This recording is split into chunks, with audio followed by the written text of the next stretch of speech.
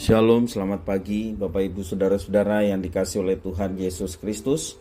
Jumpa kembali bersama saya Pendeta Eka di dalam renungan firman Tuhan pada hari ini, hari Selasa 15 Februari 2022. Kiranya Bapak Ibu Saudara sekalian boleh terus mengalami sukacita dan damai sejahtera dari Tuhan Yesus Kristus. Puji nama Tuhan. Pembacaan kita pada hari ini sampai pada Mazmur 38, kiranya firman Tuhan yang kita baca memberkati kita. Mari Bapak Ibu Saudara-saudara, sebelum kita merenungkan bagian firman Tuhan, kita berdoa. Tuhan Bapa di surga, kami bersyukur dan berterima kasih atas hari yang baru Tuhan percayakan pada kami. Dan kami mau terus mengisi hati dan pikiran kami dengan kebenaran firman Tuhan. Kau menolong kami untuk kami dapat memahaminya, serta menolong untuk kami dapat terapkan dalam hidup kami.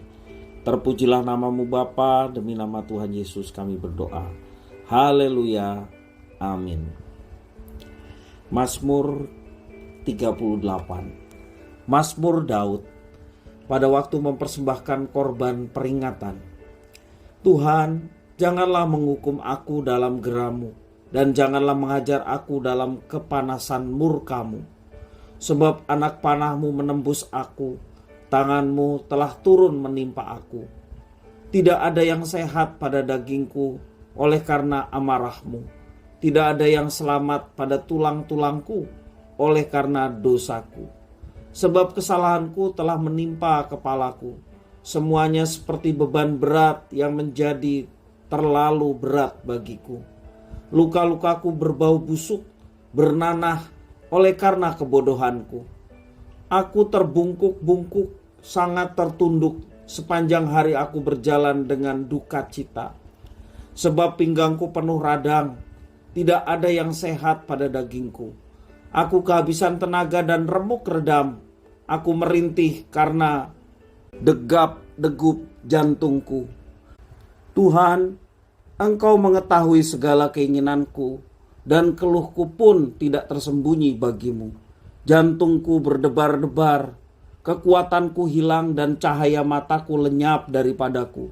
Sahabat-sahabatku dan teman-temanku menyisih karena penyakitku, dan sanak saudaraku menjauh. Orang-orang yang ingin mencabut nyawaku memasang jerat. Orang-orang yang mengikhtiarkan celakaku memikirkan kehancuran dan merancangkan tipu daya sepanjang hari. Tetapi aku ini seperti orang tuli. Aku tidak mendengar, seperti orang bisu yang tidak membuka mulutnya. Ya, aku seperti orang yang tidak mendengar, yang tidak ada bantahan dalam mulutnya. Sebab kepadamu ya Tuhan, aku berharap. Engkaulah yang akan menjawab ya Tuhan Allahku. Pikirku, asal mereka jangan beria-ria karena aku. Jangan membesarkan diri terhadap aku apabila kakiku goyah.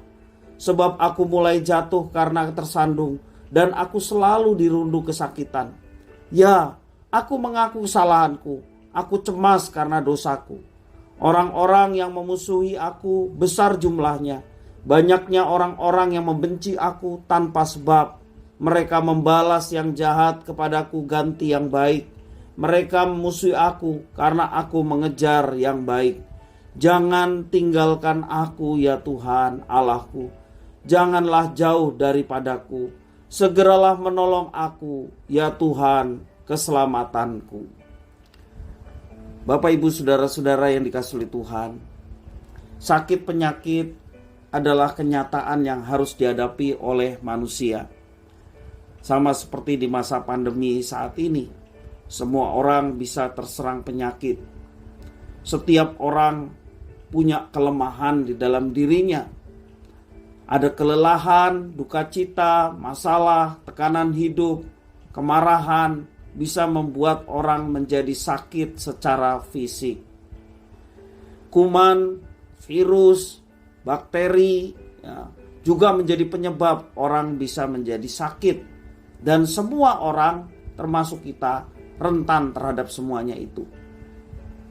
Di tengah kelemahan seperti itu, orang bisa dengan mudah merasa lelah dan menjalani kehidupan yang sedemikian berat, dan tidak sedikit yang kemudian menyalahkan Tuhan.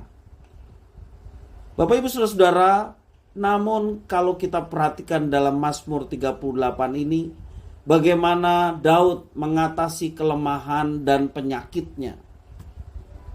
Daud menyatakan bahwa sakitnya disebabkan oleh karena kebodohannya. Dia merasa sangat kesakitan sehingga tidak ada lagi yang sehat dalam dirinya. Dia menduga-duga bahwa orang-orang yang tidak menyukainya akan sangat senang karena Daud sakit. Mereka yang tadinya adalah teman telah meninggalkannya. Pada saat yang sama, Daud merendahkan diri di hadapan Tuhan. Ia mengakui bahwa Tuhan mengenalnya dan mengetahui segala keinginan yang untuk sembuh. Itulah Mazmur 38. Dia meletakkan harapannya hanya kepada Tuhan. Dia memohon kepada Tuhan, kiranya Tuhan menolongnya dalam kesesakan karena sakit yang didera. Daud tidak putus asa karena dia tahu Allahnya mengetahui, Allahnya berkuasa dan akan menolongnya, sehingga dia tidak berputus asa.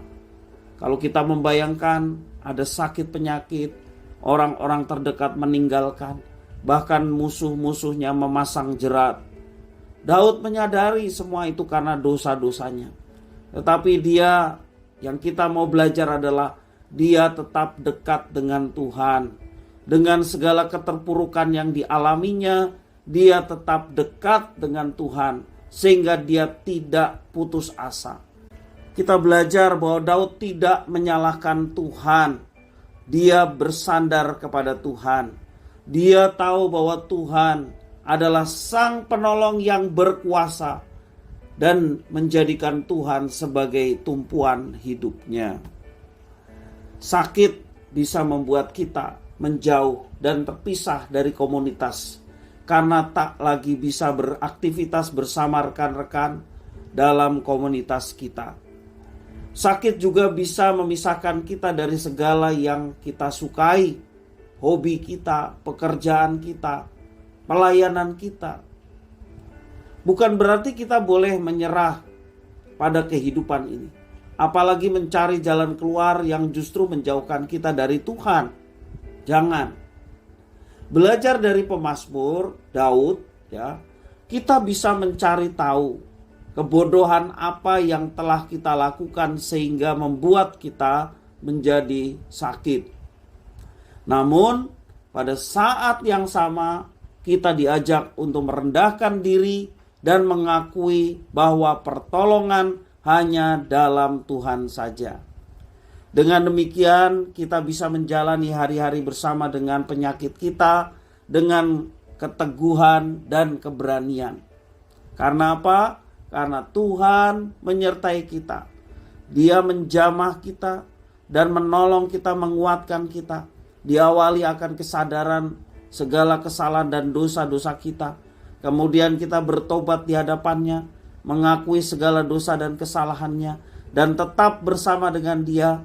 Maka kita boleh mendapatkan kekuatan di tengah kelemahan, mendapatkan keberanian untuk menjalani hidup di tengah sakit penyakit yang belum tersembuhkan, dengan satu keyakinan bahwa Tuhan Allah yang berkuasa, Dia yang akan menjamah, Dia yang akan menyembuhkan pada waktunya. Karena itu Bapak Ibu Saudara-saudara, kalau kita penuh dengan dosa dan kesalahan, mari kita mengakui di hadapannya. Mari kita bertobat, meninggalkan segala dosa dan perbuatan yang tidak berkenan kepadanya. Kalau kita ada sakit ataupun persoalan hidup sebagai dampak dari dosa yang kita perbuat, mari kita akui segala dosa dan kesalahan kita di hadapannya. Bertobat, meninggalkan semuanya dan berbalik kepada Tuhan. Dan kita tetap dekat dengan Dia. Maka firman Tuhan mengajarkan dosa kita diampuni, maka hati kita penuh dengan damai sejahtera, dan damai sejahtera itulah yang menggerakkan kita untuk melaksanakan apa yang Tuhan rencanakan dan Tuhan kehendaki. Sehingga hidup kita betul-betul mengalami pertobatan, meninggalkan segala dosa dan hidup seturut dengan kehendak Tuhan. Percayalah, segala persoalan termasuk sakit penyakit, ketika kita dekat dengan Tuhan, maka Tuhan memampukan kita untuk menjalaninya. Dan Tuhan juga siap dengan tangan yang penuh kasih dan kuasa menjamah dan menyembuhkan segala sakit kita.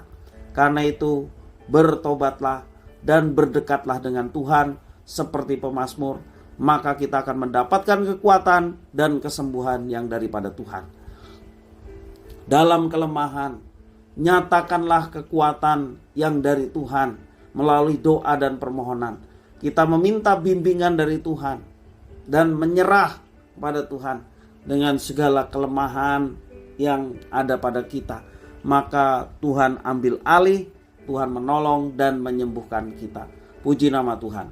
Mari kita akan bersama-sama berdoa. Terima kasih Tuhan atas firman-Mu. Mampukan kami untuk kami dapat terapkan dalam hidup kami. Biarlah Tuhan berkuasa atas kami, mengampuni segala dosa serta kesalahan kami, dan juga menyembuhkan segala sakit penyakit, dan juga menolong kami, melepaskan kami dari segala persoalan dan masalah yang kami sedang hadapi.